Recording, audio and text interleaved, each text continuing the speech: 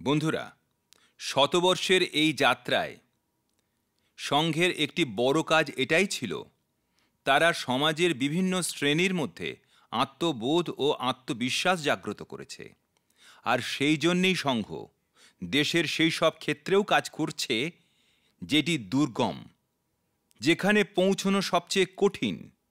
আমাদের দেশে প্রায় 10 কোটি আদিবাসী ভাই বোন আছেন, যাদের কল্যাণে সংঘ নিরন্তর প্রয়াস করে চলেছে। দীর্ঘ সময় ধরে সরকার তাদের লক্ষ্য করেনি, কিন্তু সংঘ তাদের সংস্কৃতি, তাদের পর্ব উৎসব, তাদের ভাষা ও পরম্পরাকে সবার আগে লক্ষ্য করেছে।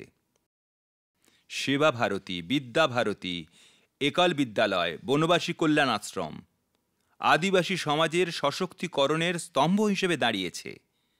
আজ আমাদের আদিবাসী ভাই বোনদের মধ্যে যে আত্মবিশ্বাস তৈরি হয়েছে, তাদের জীবন বদলাচ্ছে। বন্ধুরা, সংঘ দশক ধরে আদিবাসী পরম্পরা, আদিবাসী রীতি রেওয়াজ, আদিবাসী মূল্যবোধকে সংরক্ষণ ও লালনে নিজেদের সহায়তা দিচ্ছে, নিজেদের কর্তব্য পালন করছে। তাদের তপস্যা ভারতের সাংস্কৃতিক পরিচয় সুরক্ষিত রাখতে বড় ভূমিকা নিচ্ছে। আমি দেশের দূর সুদূর প্রতিটি কোণায় আদিবাসীদের জীবন সহজ করে তোলার কাজে যুক্ত সংঘের লক্ষ লক্ষ স্বয়ংসেবকদের প্রশংসা করি।